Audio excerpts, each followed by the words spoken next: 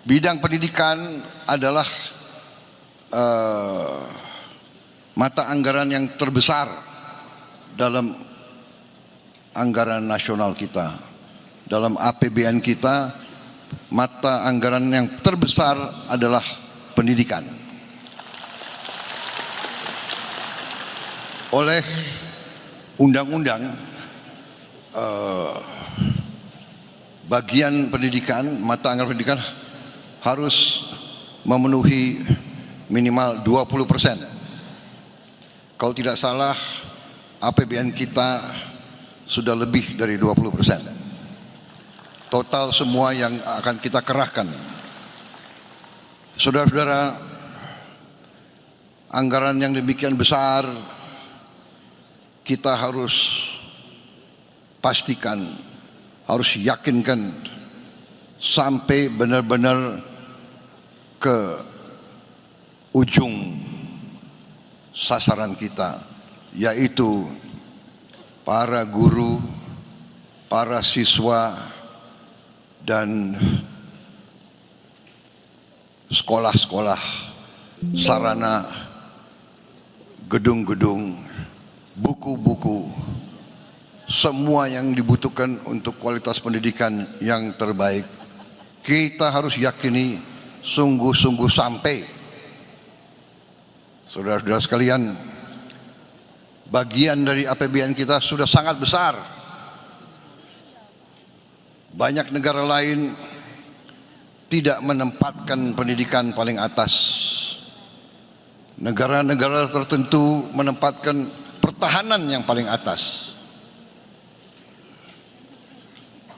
Ini bisa diperiksa anggaran India, anggaran Pakistan, bahkan anggaran Singapura, anggaran apalagi anggaran negara-negara lain, Amerika Serikat. Di banyak negara itu anggaran pertahanan yang paling di atas. Kalau tidak salah, di India pertahanan paling atas, nomor 2 adalah makan bergizi gratis, nomor 2 di India. Pendidikan mungkin bagian dari itu, tapi di Indonesia pendidikan mata anggaran yang paling besar. Tapi yang ingin saya ingatkan untuk semua aparat dari pusat sampai provinsi sampai kabupaten, kepala-kepala dinas, para gubernur, para bupati, pastikan anggaran pendidikan sampai ke tujuan yang kita tujukan.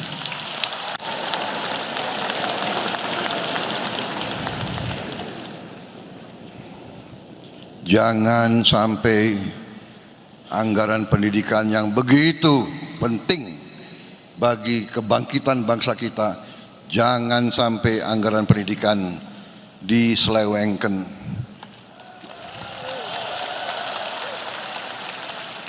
Jangan sampai anggaran pendidikan dikorupsi.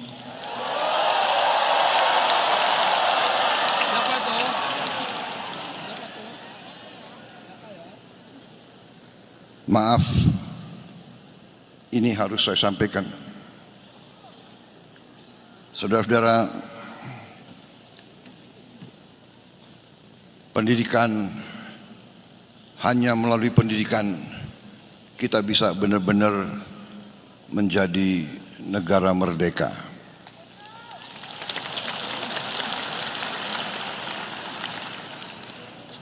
Karena itu, Hari Guru Nasional ini kesempatan sekali lagi saya ucapkan penghargaan, terima kasih saya atas nama bangsa dan rakyat Indonesia. Terima kasih saya kepada semua guru yang ada di Indonesia, semua guru dari semua tingkatan. Saudara-saudara sekalian,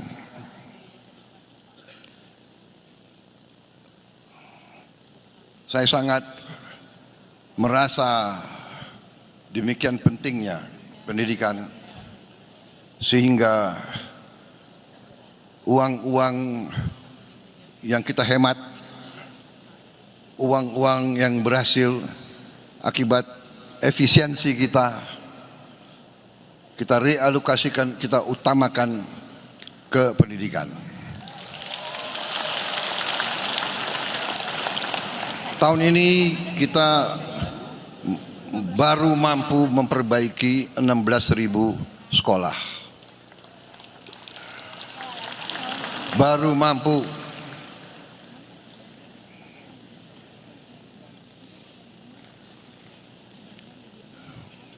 Saya minta maaf sebagai presiden Anda, saya baru mampu mengalokasikan 16.000 sekolah.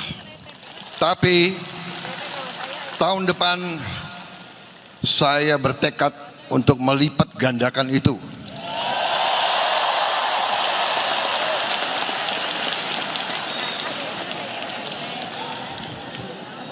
Berapa kita bisa?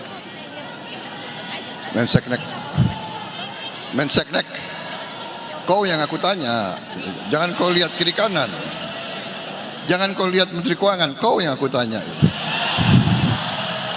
Berapa yang kita rencanakan tahun depan? Berapa? Minimal 60.000.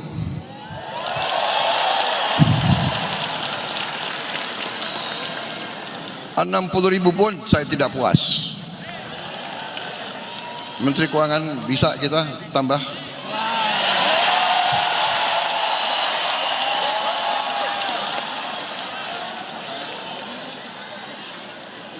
Terima kasih. Kalau kau bisa tambah, kau tambah lagi disorain semua itu.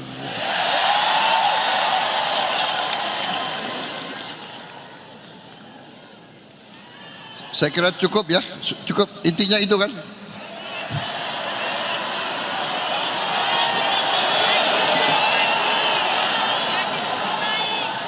Saudara-saudara, ini pidato bagus sudah disiapkan ini. Saya bacakan ya. Percepatan penyelesaian pendidikan profesi guru yang memberikan suatu meningkatkan kesempatan pemberian menyediakan bantuan penyediaan tunjangan guru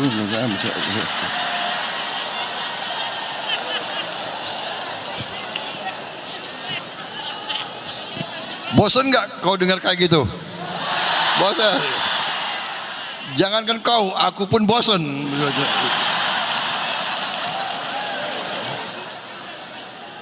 Intinya para guru, intinya adalah saudara-saudara adalah tonggak yang paling penting dalam pembangunan bangsa Indonesia. Kita semua yang duduk di depan ini, para profesor, para menteri, menko, jenderal, kita tidak bisa di sini. Saya tidak bisa di sini kalau tidak ada guru-guru yang baik mendidik kita. Dan guru-guru yang baik kadang-kadang harus tegas. Karena anak-anak kita ya memang namanya anak-anak, ada yang nakal, ada yang malas. Benar. Saya boleh kasih satu pengakuan. Aku kasih pengakuan ya. Aku termasuk yang nakal dulu itu. Untung udah jadi presiden. Tapi memang kalau guru-guru saya dulu nggak tegas, nggak keras sama saya nggak bisa berdiri di sini. Jadi, hai orang tua di mana-mana, Kalau guru itu keras, jangan-jangan anakmu yang nakal.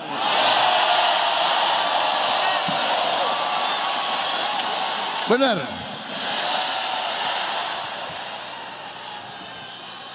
Kalau anak nakal terus dibiarkan nakal, dia nggak bisa jadi orang baik.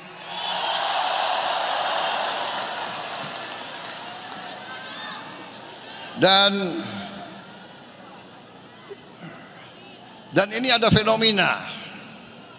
Kadang-kadang justru yang kalau nakal itu oke lah ya, nakal itu. Tapi kalau kurang ajar, nah ini nggak beres, ini kurang ajar. Ya. Kadang-kadang ada murid yang kurang ajar, ya kan? Ditegur oleh guru, dia membalas gitu loh.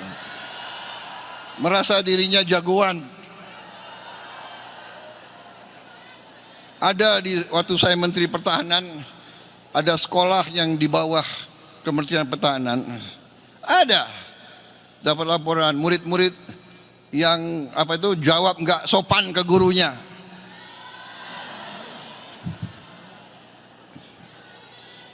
Ada yang banting pintu, langsung kepala sekolah memberhentikan anak itu. Tahu-tahu kepala sekolahnya agak grogi karena yang diberhentikan itu anak jenderal.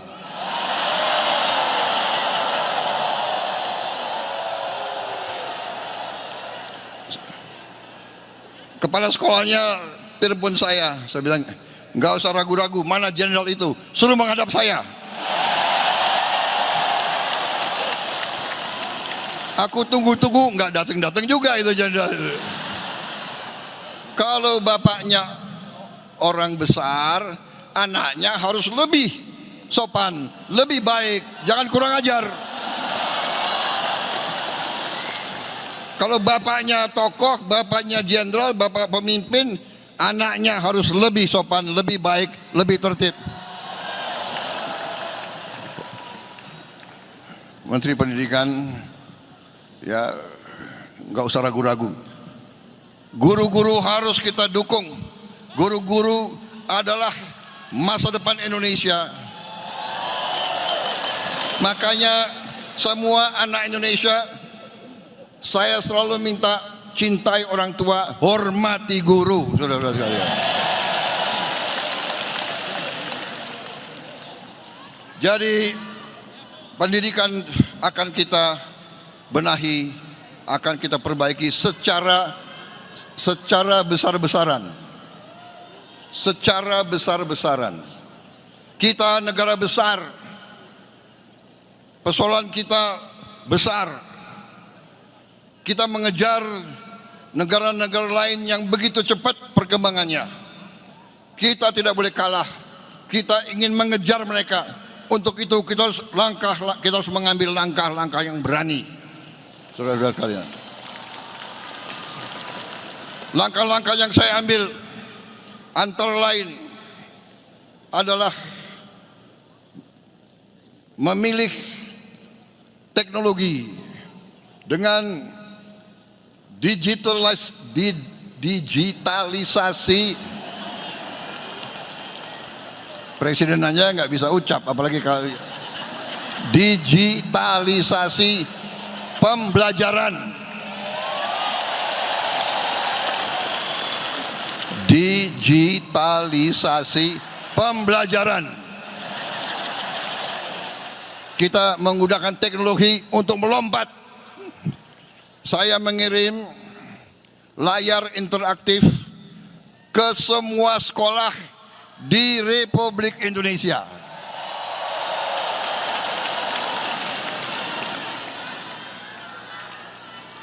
Saudara-saudara sekalian, saya dapat laporan sampai tadi malam sudah sampai lebih dari 200.000 layar.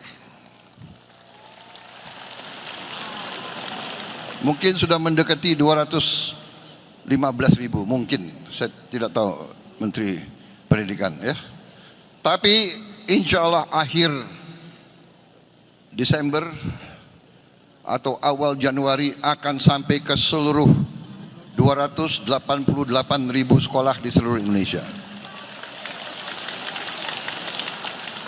Masalahnya adalah cuaca yang sangat menantang, sehingga kemungkinan pengiriman ke daerah-daerah yang susah itu agak lambat. Sekali lagi saya mohon pengertian. Tetapi saya bangga bahwa kita berusaha sampai ke pelosok-pelosok. Bisa ada video klip nggak ya pengiriman itu? Layar-layar ada? Mana tim? Ini nih, bukan itu sungai.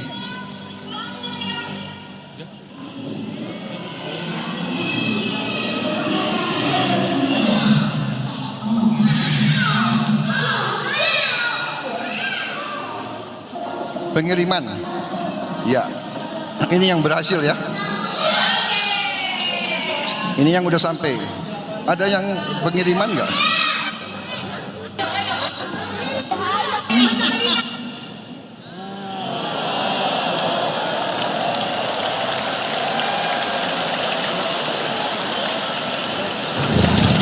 Bayangkan, sampai rakyat mengangkat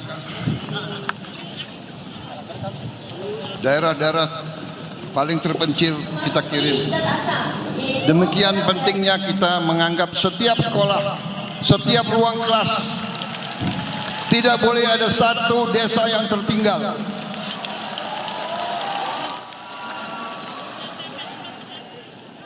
Saudara-saudara,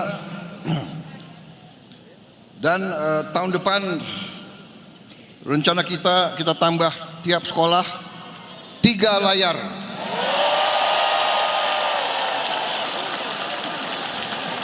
Dan tahun depannya lagi 2 layar. Jadi tiap kelas harus punya layar-layar interaktif itu.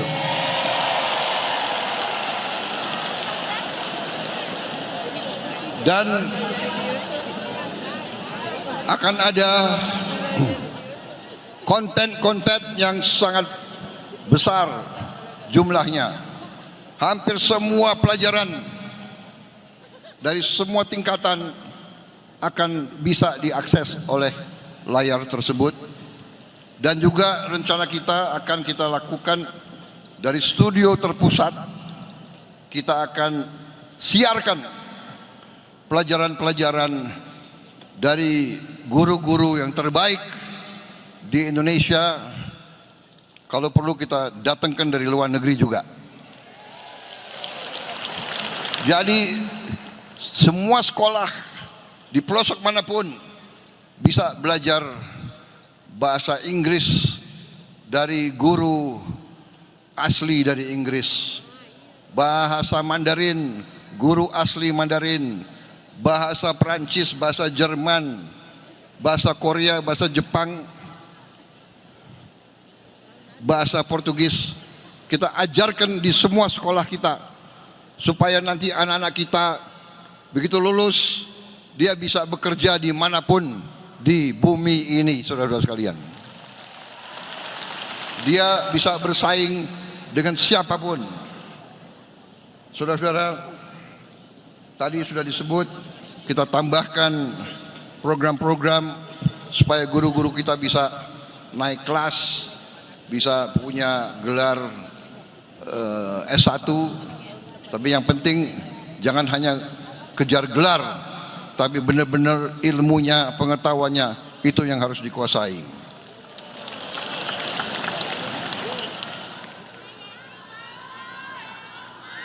Pelatihan-pelatihan, terima kasih yang sudah dirintis oleh Kementerian Dikdasmen.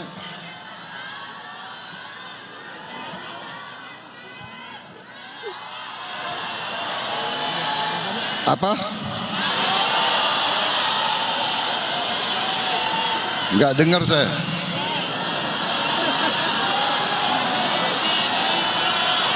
Kalau semua teriak kayak gini saya enggak dengar. Apa? Ya. Bagaimana itu Menteri Dikdasmen? Ya. Yang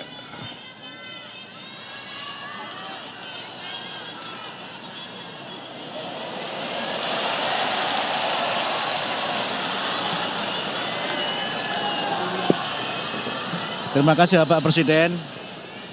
Jadi untuk guru sesuai dengan kebijakan Bapak Presiden kita ada wajib belajar 13 tahun. Dimulai dari taman kanak-kanak. Guru-guru TK itu sudah termasuk mendapatkan sertifikasi. Yang belum adalah guru untuk kelompok bermain dan tempat penitipan anak. Mereka belum bisa mendapatkan tunjangan sertifikasi. Itu kira-kira aspirasinya begitu Bapak Presiden. Ya. Dan untuk murid-murid TK tahun ini akan mendapatkan PIP.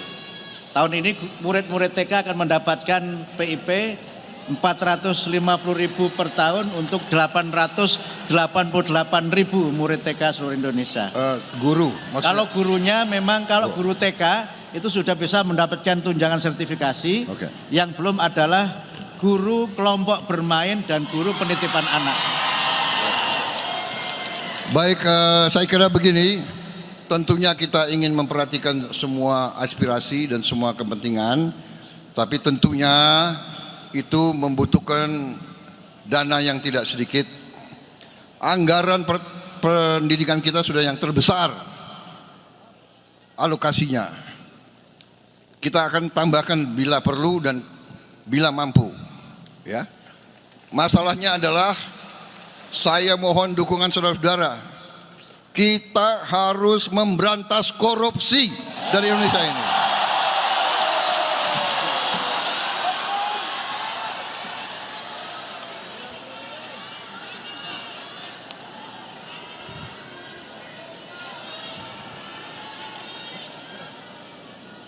Saya bertekad untuk memberantas korupsi dari Indonesia. Memang saya minta pengertian. Masalahnya sudah sangat berat, tidak bisa dalam 1-2 hari. Saya tidak punya tongkat Nabi Musa, saya tidak punya. Dan kita punya sistem. Ya, memang ini masalahnya. Anggaran di rongrong, markup di mana-mana. Saya minta menteri-menteri awasi anak buahmu, awasi pejabat-pejabatmu.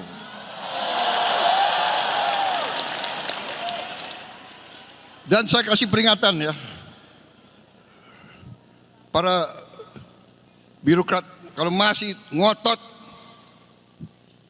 mau mempermainkan anggaran, mengira bahwa kita bodoh semua.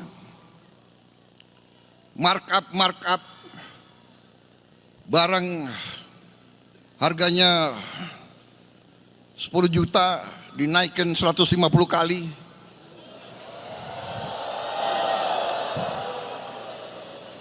Jangan kira saya tidak tahu.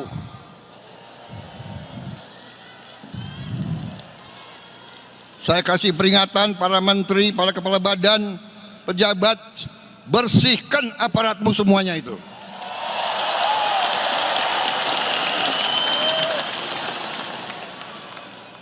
Kita butuh setiap rupiah untuk kepentingan rakyat, untuk kepentingan guru-guru, untuk kepentingan perbaikan sekolah. Kita butuh itu semua. Jangan mencuri uang rakyat.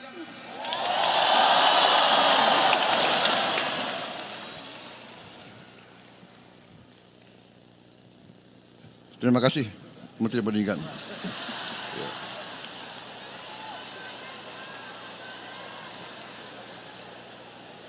Waspadai ya.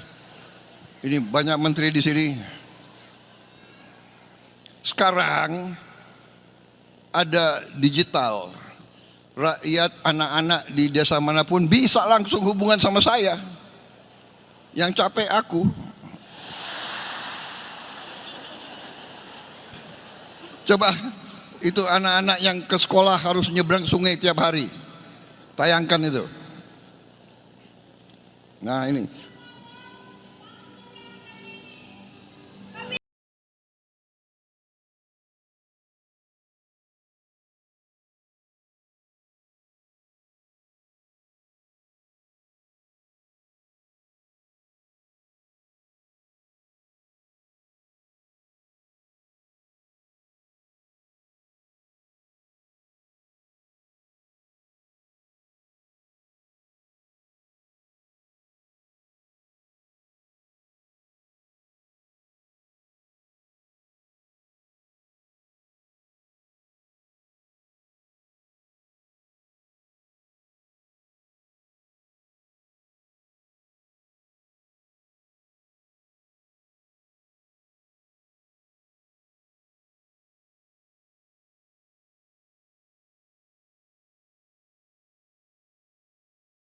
Dan kami mohon kepada Bapak untuk membangun jalan kami ini. Karena kami tersiksa kalau kami pergi ke sekolah. Saudara-saudara, akibat itu video-video yang dikirim langsung ke saya sudah bentuk satuan tugas khusus darurat untuk jembatan.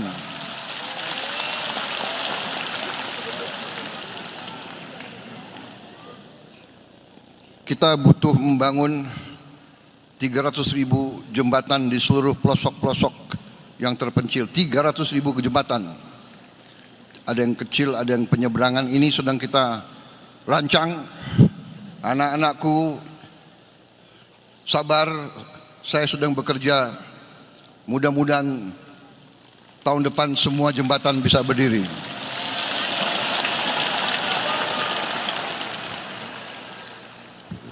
Terpaksa saya minta Menteri Dikti untuk kerahkan semua potensinya. Mungkin semua mahasiswa di Fakultas Teknik Sipil akan saya minta terjun ke desa-desa itu untuk membangun jembatan. Saya juga minta TNI kerahkan batalan-batalan pembangunanmu untuk bantu membangun jembatan-jembatan. Kerahkan batalan-batalan zenimu untuk bantu. Saya juga minta polisi juga turun. Saya minta itu kompi-kompi BRIMOB terjunkan, bantu rakyat di desa-desa untuk atasi ini. Masalah jembatan ini menjadi prioritas.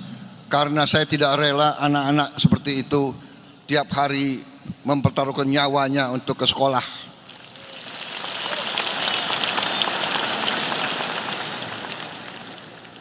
Jadi, hei elit-elit di Jakarta, hei kelompok orang pinter, lihat rakyatmu. Kita atasi itu tidak dengan wacana, tidak dengan teori, tidak dengan gagasan, tidak dengan hardik menghardik, tidak dengan maki memaki, tidak ngenyek. Kita harus atasi jembatan itu dengan kerja nyata, pikiran nyata.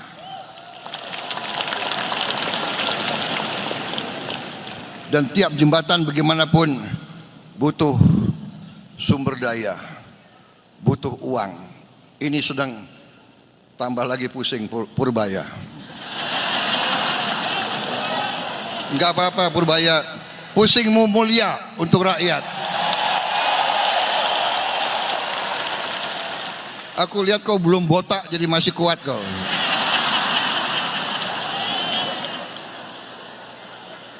Wassalamualaikum warahmatullahi wabarakatuh.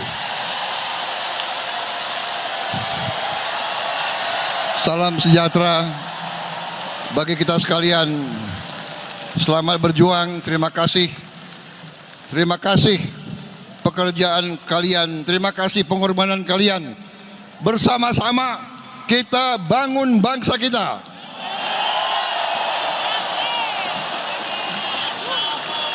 Saya minta dukunganmu, saya minta doamu, saya minta doamu, saya minta dukunganmu. Bantu saya berantas korupsi.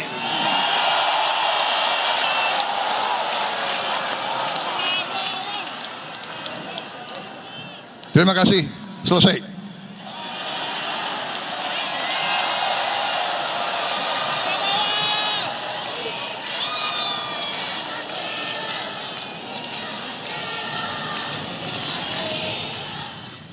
Presiden Prabowo Subianto pastikan pemerintah telah dan akan terus melakukan investasi besar-besaran di bidang pendidikan.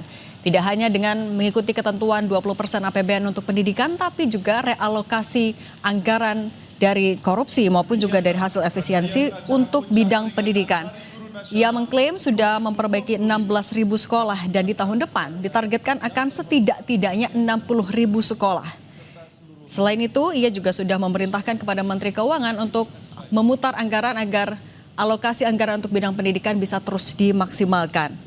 Selain itu, ia juga tadi menyinggung soal pentingnya pendidikan pencegahan deforestasi, pendidikan menjaga lingkungan untuk dimasukkan ke dalam atau disertakan ke dalam silabus. Ini terkait dengan bencana di utara Sumatera. Breaking news kami akhiri dan informasi lain masih akan hadir di Kompas Petang.